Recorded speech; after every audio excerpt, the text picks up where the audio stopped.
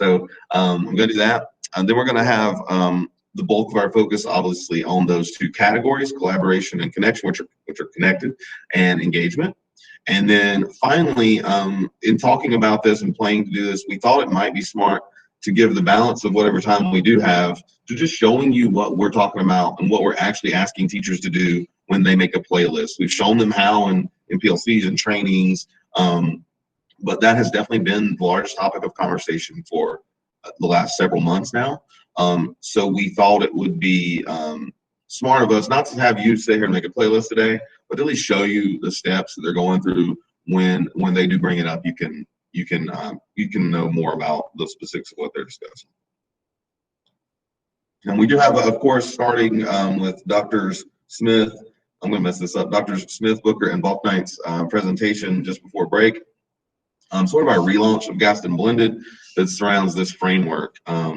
So all of this, as you can see, the topics that are on the DLE checklist and progression are mimicked here. And as always, there's support at bit.ly/Gaston Digital. I did want to point out today, another frequent question is, where do I get these recordings? Because, I mean, you want to watch this again, right? So you can get them right here. I put the playlist here. That is just the admin playlist, so it includes 4 of the 5 trainings. Remember, the second one I used live material, so I don't feel comfortable posting that publicly on YouTube, but you did have access to that video. And it has a couple of other videos, including how to find courses. So that's on there should you need it. We are your ITFs, and let's go ahead and get started. So again, first thing I'm going to show you really quickly, the fastest way to find courses, which is obviously important when you're evaluating them. Here's the video for that again is attached to that playlist, but I'm going to show you how to do it right now. So if in another tab or on your second device you want to jump in Schoology, I'll show you that. Now, I keep saying fastest because it's not super fast. But it is the fastest way to get to your teacher's courses. So, okay. So the first thing you'll do is, as soon as you log in, you're probably welcome to this recent activity screen, and you're going to go to courses at the top. It's actually not an admin button or anything. So you're going to go to courses. You're going to notice all of your courses here, and this is what your teachers might talk about to you. They will see their top 12 courses here on this little like drop-down dashboard kind of thing, but they may have far more than that. So this is confusion sometimes with teachers, sometimes with students and parents, that if somehow they have more than 12, they can't see them. So what you'll do to find other courses that you aren't a member of is go over here to the top right to My Courses. It's kind of weird. It's just a link as opposed to a button. And as an administrator, you do have these additional search options. Teachers would just see all their courses listed. You have the search options over here. And the most reliable is to search by the teacher's last name. So you're just going to type in their last name. Yours may already say the specific school here. If not, it might be smart to select your school. You should only have access to your school anyhow. We have access to all the schools. So I know for me, it is imperative that I choose a school to narrow it down, because there's lots of people with the same last names. But I'm going to hit search, and there will be. And then your kind of, I guess, literacy with this would be section numbers. I know you're not going to memorize the section numbers, but there's a couple of things, I sure can't, but there's a couple of things that will help. And I really picked a bad last name. Single digit or 2-digit section numbers are regular ed sections. So like 10 ought to be, like 40 ought to be a 4th grade class. 41 should be a 4th grade class, 42. If it is an EC section, then it should say like 410. They'll just add a 0 to the end of it. If it is GVA or async GVA, it'll be in the 7 or 8 or 900s. Okay, and it usually will be labeled that as well. Just so you know, because each teacher may have multiple math classes or multiple ELA classes. Once you do that, when you click on a class, I'll just do this one. When you click on a class, you'll see the stuff just like a student or a parent would. You may click on, occasionally you may click on something like a Google Doc that you just don't have access to. So don't think that that means it's broken. You should ask the teacher to make that access everyone in Gaston County can view, or everyone can view with link. Because if you don't have access, then the kids might, but honestly, probably not, because they would have had to type in all the kids' names, and that's a real pain. So usually they would make it anyone, I guess, kind of could view. So you should be able to see it. So you should be able to go through the course just like a parent or student would. So if it doesn't make sense to you, it's not going to make sense to the casual observer at home. All right. So are there any questions about how to navigate to courses?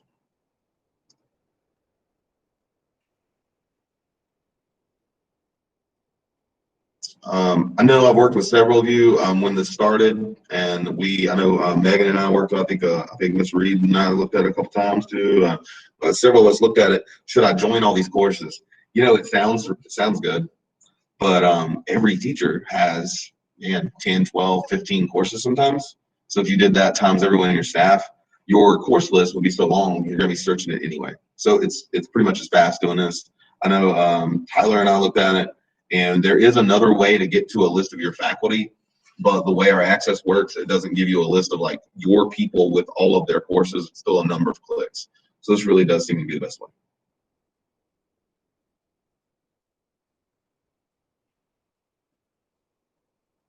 Okay, well then we'll get going on to the next topic.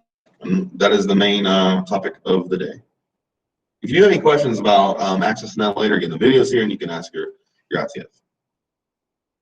So our subject of the day, as always, is, I keep saying as always, kind of stop saying that, please. Our subject of today is the next two, actually, categories on the DLE progression or the checklist, and they kind of all surround how the teachers remain connected with their students.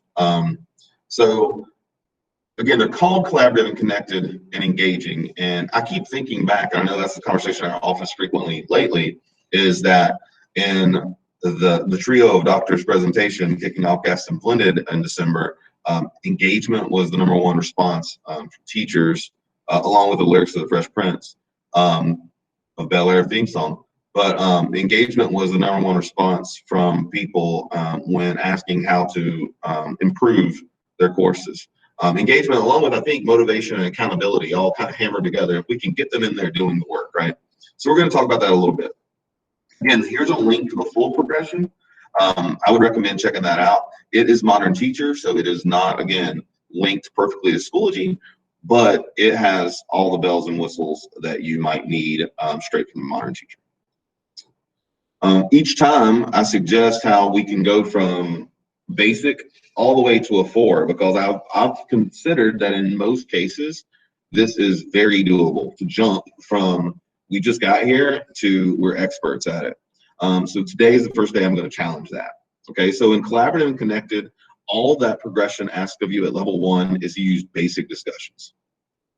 And as we saw in our examples in last session, when we're talking about creativity and rigor, we do have a lot of that happening. We do have a lot of really basic discussions happening, and that's a level 1. So that's not a good thing. So I want to show you, though, that to get all the way to 4, notice the 2 bullets. Advanced discussion features are used. Doesn't really define what that is. And then secondly, learning in the digital environment is, again, purposely connected to the physical learning environment. I feel like that's come up a number of times and seems like an obvious thing we would want for our courses. So I think those are both doable things.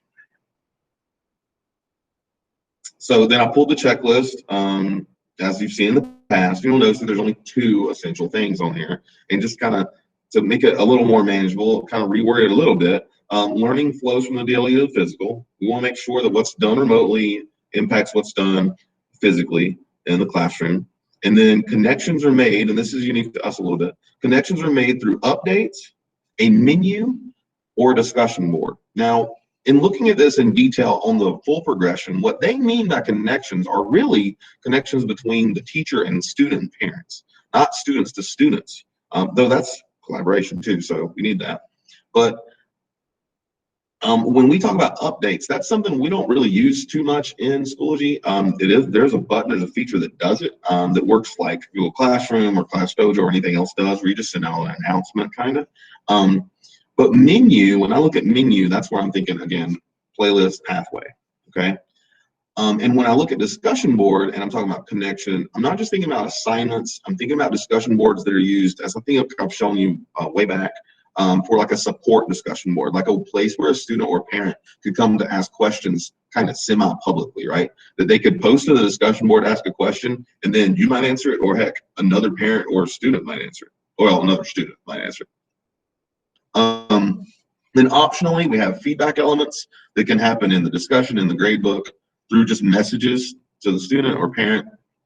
And if it's a Google assignment, just using Google Comments like I'm sure you've done before. And then another optional element is, of course, Meet, which we all do as part of our morning meeting at least once a week. And if we're GDA, far more than that. Okay, so these seem to be very doable things. Where I do want to challenge it a little bit, challenge my own assertion, is engagement.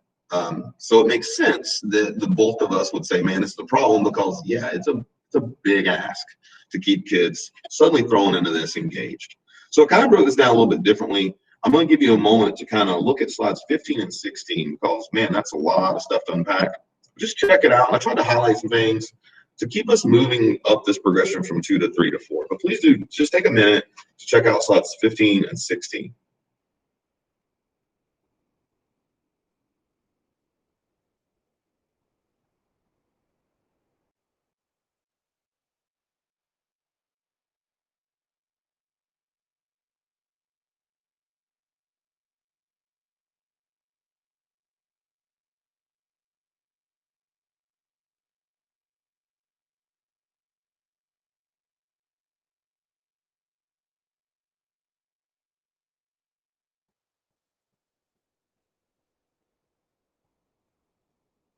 As you're doing that, does anybody want to pipe in, whether in the comments or on mic, to just to say what jumps out at them? Because a ton of stuff jumped out at me. I highlighted some items, but a lot of stuff jumped out at me on this one.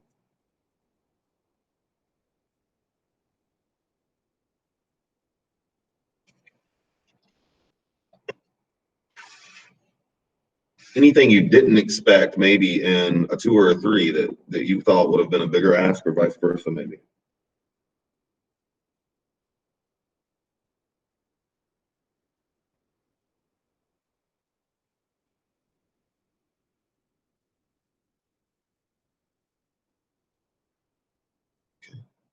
Well, I'll throw out there, yeah, that's exactly what I was about to say. Tyler says individually assigned work.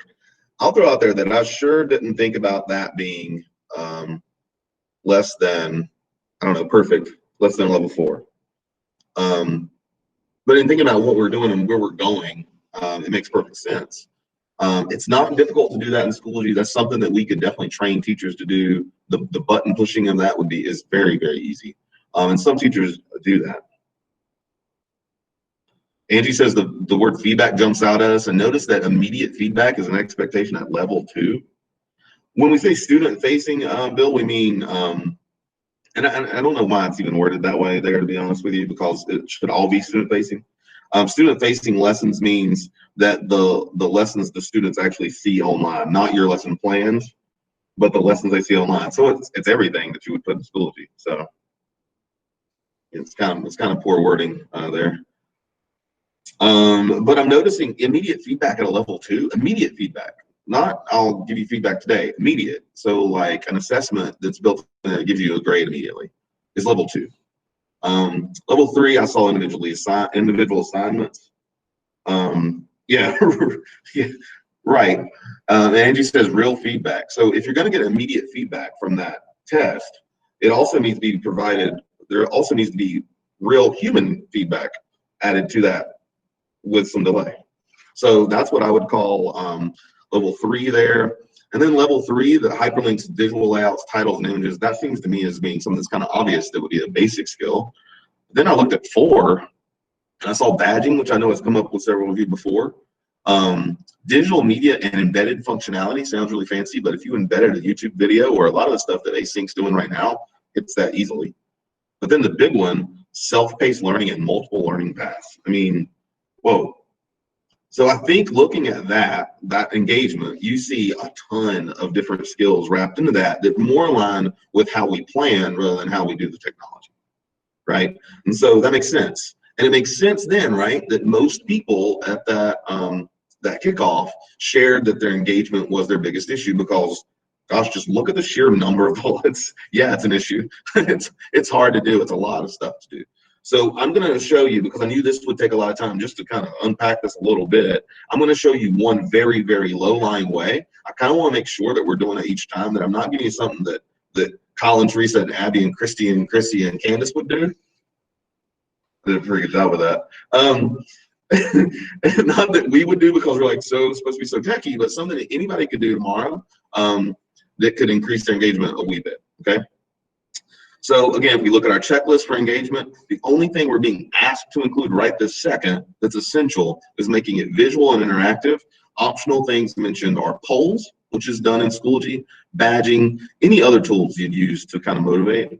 And then obviously optional, but growingly important, are essentially personalized learning. Okay, which is obviously more engaging than giving everybody the same stuff. Okay, so here we go. Finally to the stuff. I'll shut my yapper. If you will, in a moment, you're going to click on our sandbox course, as you have before.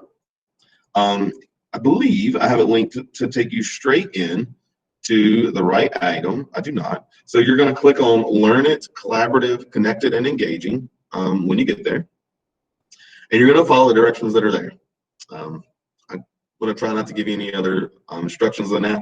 It's pretty simple, and there's going to be a video that you're going to watch.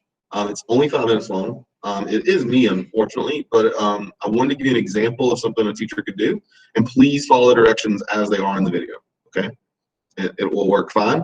I'm just going to set a timer. This is not our breakout. I'm just going to set the timer for about 5 minutes, and off you go. Are there any questions before we jump in?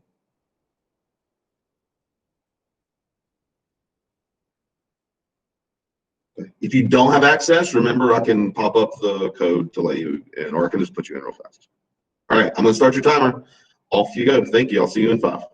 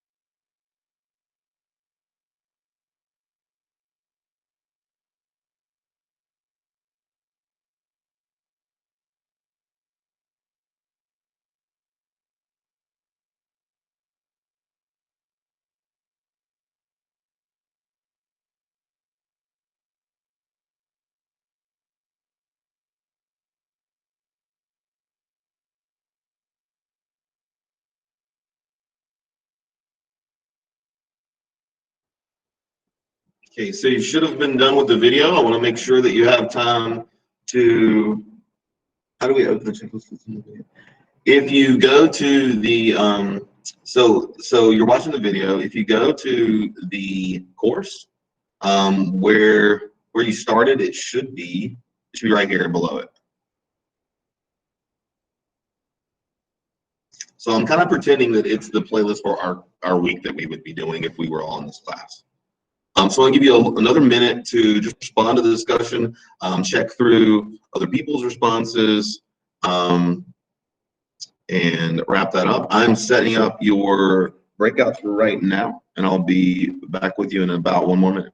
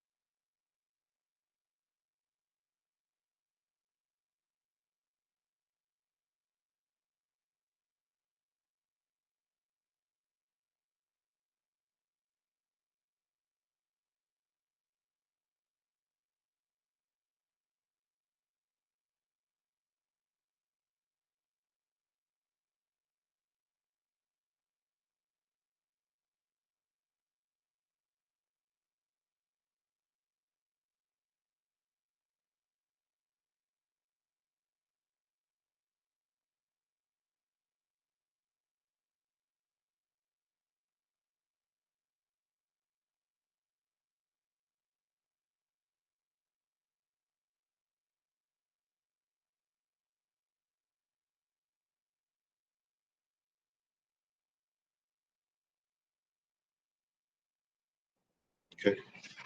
All right. Sorry, I was having to move some people around in the breakout.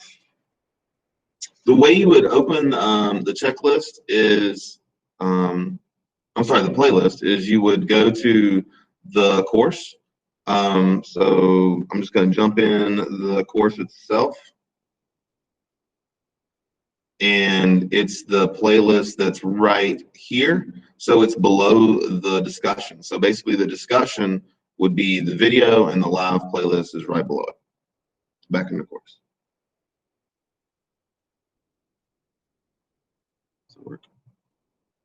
Okay, so so the point of that was to show you one way to level up a discussion post just a little bit.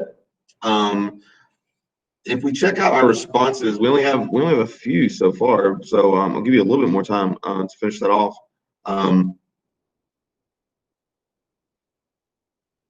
As they come in, there we go.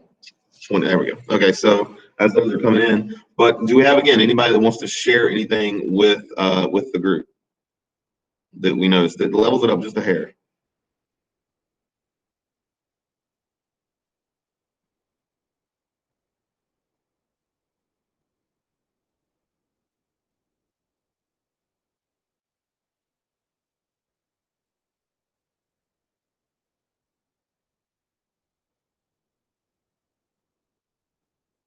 A number of you looked at the specific activities. That's great. And I'm sorry I didn't really give you time to go into all the activities.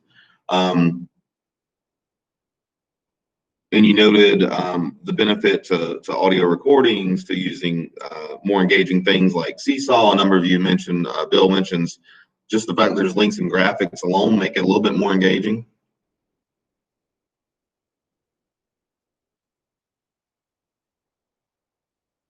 The fact that there's a kind of an intro video connected to the playlist is nice. And that's kind of what the video you watched would have been. It would have been the video on the thing instead of the kids looking at it that way. So they wouldn't have to open it twice like you guys are asking. Several of you have mentioned that there's a way to contact the teacher. Is a big deal. I thought that'd be an easy way for parents and students to get a little extra help. And it's on Wednesday, so that should be our most flexible day, hopefully. Some of you were mentioning, of course, that video was part of the discussion. And that was the big thing for me is sometimes when we get too trapped up in the learn and practice it evidence, we think they all have to be separate. And you'll notice in the async stuff, it's not. And that's because in a real lesson, it's not.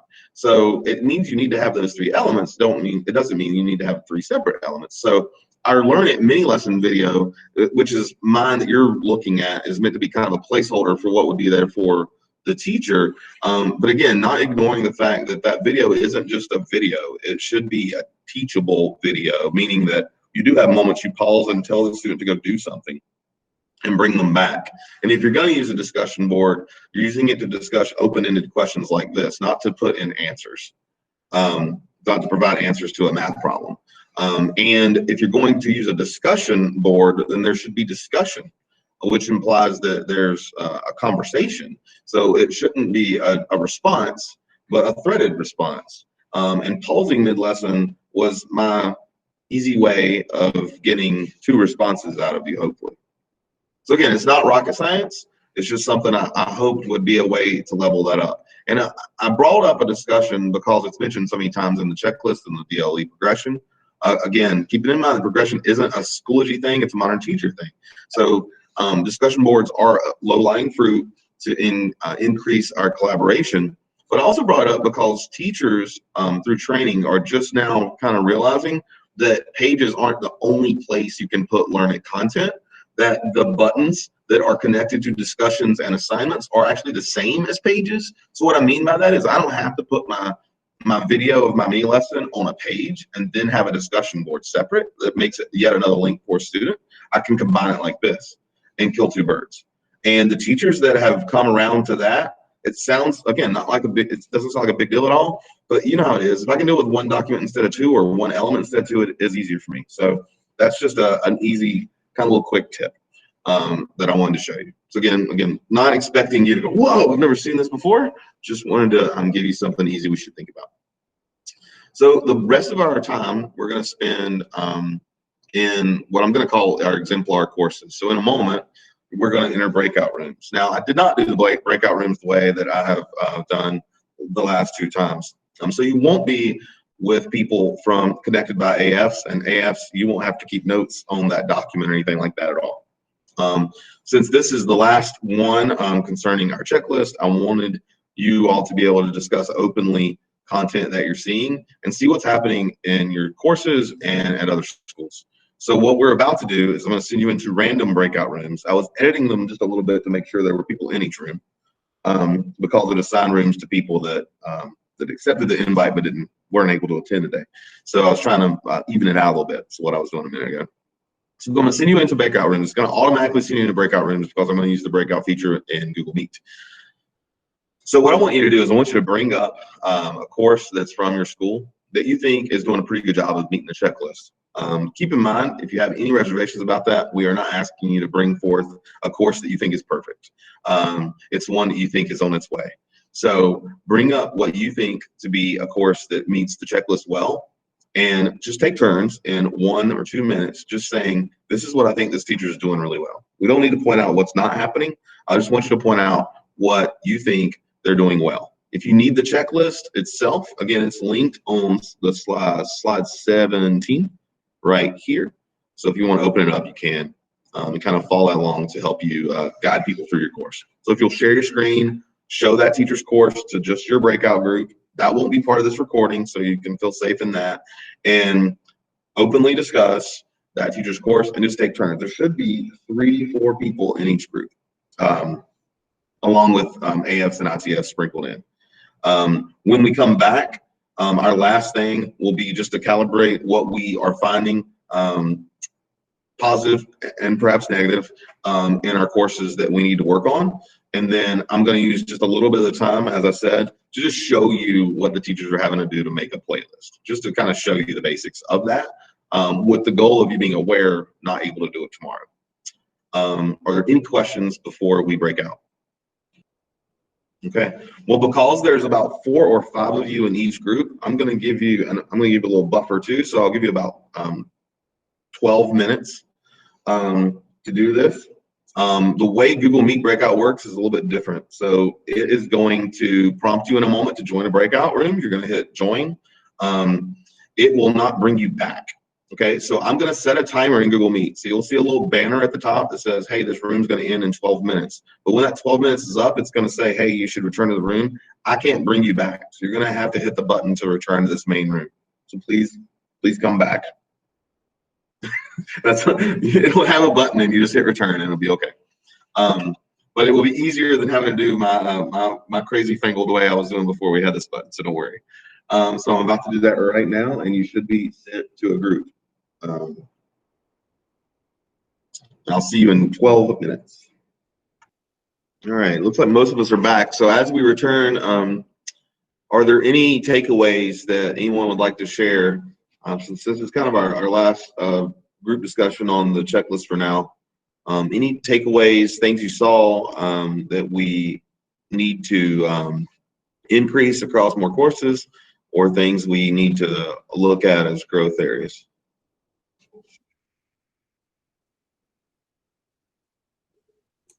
Yeah, Kyle, I have a question. So I noticed that prior to the session today, when I was kind of spending a few minutes going around looking for a good one to share, I noticed that for a number of my teachers, when I would see their list of courses, and Angie and Donna and I were just talking about this, I would click in their like specific subject link, like maybe ELA or math, for example, and there wouldn't be anything there. But when I would go back out to their homeroom, they have links to their different subjects from their homeroom, and they worked fine, and I could see everything. Why would that be? I mean, I only saw that for 2 different people. Is that an odd thing, and I just happened to stumble across it, or why is that? It could be odd. It depends. It could be a lot of things. So one, you could have been, when you click on a course, it's possible you clicked on an EC course that doesn't have stuff in it, that maybe that teacher doesn't have an EC student, so they do have an empty section. Unfortunately, everything syncs from PowerSchool, so there are some empty sections sitting out there. A worst case scenario, I guess, would be if the teacher is teaching everything through homeroom and they aren't using the other courses. That should be a problem that has nearly been eliminated. And that shouldn't be happening anymore. And next year that will create problems because of grading needs to be done in the right subject so that it ends up in the right subject. That's the only thing. ITFs, is there another way that could be happening? Anything I'm missing? If it's a landing page and they may have not linked the landing page correctly too. So it depends on how it looks when you get in there. If it's a landing page, they could have just easily forgotten to put the right link. That's very true, yeah. And so hopefully, Jamie, what's happening is they're going from the landing page and it's just a button that takes you to whatever the assignment is, but the assignment needs to exist in ELA. If the assignment is actually still in homeroom, it would technically not cause any trouble this year. It's just bad practice because as we do grading, it will be impossible to do that. Sure. Okay, thank you. That makes sense. Yeah. It'd be like having your grades in PowerSchool and homeroom. It just wouldn't work. So, all right. So I promised to show you playlists. I only have about 4 minutes, so I'm going to show you just when teachers discuss playlists, and I'm talking about just the creation of the playlist in Schoology, not the planning behind it, obviously. So I'm going to show you as quickly as please ask questions, because I'm trying to honor your time, but I don't want to go too fast. So Basically, what's going to happen, the way that I think, and ITF step in if I'm misrepresenting anything, the way that I would do it is I would make a folder for the week and probably in the future for the standard that I'm teaching. So you'll see that Teresa's example, and then even my example down here has, this is the playlist, obviously, and it is just a glorified Google slide. You could do it in Google Docs, but honestly, in my opinion, and I think all of our opinions as ITFs, slides is easier to work with for this. When you click in the folder, and I'm going to use the little caret guy here, a little greater than, these are the items that are made in Schoology. Now, this is Teresa's, so it has a lot of stuff. Mine and hers would have more stuff than the average parent would imagine. But you can see that in here are folders of the items all made in Schoology. When I go into these pages, these discussions and assignments, they may link me to Seesaw or Flipgrid or something else, or they may be in Schoology. So as a teacher, what I'm being asked to do is I'm still being asked to make my content in Schoology, just like I have since, I guess, August. Okay. I think some of this might have been pulled from AC, maybe. All of it was, Kyle. Cool. Okay, great. So you can see it's labeled very well. It says what subject it is, and it is divided the way that it is because it's ELA. So if I were in math, I would go straight to my learn it and practice it. But you see it is labeled by day, and at some schools it'd be labeled day 1, 2, and 3 for those schools that aren't doing like 5 days online kind of thing. Okay. So the part they do in Schoology isn't different from what they would do without a playlist. The reason we just keep hammering away at playlists is because we find that it meets a bunch of criteria on that checklist, not because it's pretty. Okay, that's definitely the feedback I get from some teachers is if I already have this file structure and my kids can find it, what's the point? And I get that. The point is, one, it does look nicer and is more engaging, but I can't rest on that. It does act as a menu and show the progression better. And in different ways, it collects all that stuff in a way that parents and students can go through a bit faster. So you'll notice that the I can statements are here. Teresa kind of came up with this idea of putting the overview video of the week on there. I think that's like 90 seconds that the student is going to get weekly that shows the teacher's face. It's kind of like what I did with you guys today, but hers shows you specifically on Monday, we're going to, on your remote day, you're going to do this, and then this, and then this. But what the teacher is going to do is they're going to make their stuff in Schoology. So in one tab, they have Schoology up. They have all their stuff. In another tab, they have up their Google Slide. Again, we're fans of Google Slides because most people are comfortable with it. So all I do in Google Slides is I created a table here that is just again, a glorified table like I would use to make any kind of chart in Slides or Docs. And I literally am just hyperlinking the Schoology pages to this. So it still lives in Schoology, but it is all in one document. One thing you'll see happen, and this might be, Jamie, what's happening with that teacher you saw, is some teachers are using this to collect a playlist in multiple subjects. So it might say, in reading, I want you to do this. In math, I want you to do that. And it's a way to collect all that in one spot, but it's going to the right subjects. Okay, so all they have to do is type in whatever they want it to say. So I'm going to mess mine up for a second. I wouldn't normally type it up here, obviously. So all they're going to just type it in. They're going to highlight it. They're going to hit the link button to hyperlink it, just like you would hyperlink anything, anytime, anywhere. And the part that makes it a little weird, that makes you think it wouldn't even work, is when I go to my activity, like I did the one today, I can literally grab this link and copy it and paste it in here to link to whatever assignment it is. Okay, that's it. The only thing that could ever happen is I link this to somebody else's course. I have a friend that teaches the same thing. I have access to her course. I link to her course, and my kids can't use it because they're not in her course, right? So the process, if I'm working with a grade level, is we make this stuff in Schoology, and then when we share it to other people in our grade level, if we're, collaboratively planning everything, when I pull it into my course, there are things that I have to adjust. So if I took Teresa's stuff and pulled it into my course, then it's going to make a copy of all the Schoology stuff. But obviously, if I've linked out to Flipgrid, then I gotta go make my own Flipgrid. I can't use hers. If I want to link to a Google assignment, then I need access to that file because I can't link to hers. It's going to break, and it's going to think that my students are reporting their stuff to her. So I need to make a copy of that Google file like I would any other time. So we do encourage that, and we do think that's a way to work smarter, not harder. But I just want to show you really briefly how that happens. And then once you get that slide done, man, you can copy the looks of it every week, change the links, and you are giving your kids a consistent structure each week with different content. The way that we suggest getting it into the course, again, really quickly, I know I'm now 2 minutes over time, I'm so sorry. I suggest putting it on the folder like it is here, so that the kids see it. I keep saying see it, it hits them in the face when they get to the course. And that is very simple to do. When you make this folder, you will go to insert content, and that's where teachers know to find their Google button. And it literally goes in Google Drive and finds that file and embeds it. So that satisfies that embedded content expectation we had on engagement level 4, I think, too. So I'm fresh out of time, but are there any questions? So I can get you on your way, but accomplish what I need to accomplish for you today.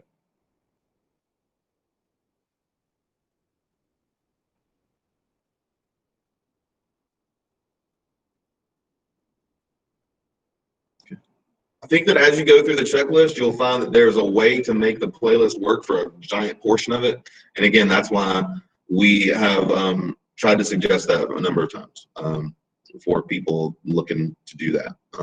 If you are done, then you can sign in at the bottom of our presentation for today on slide 22.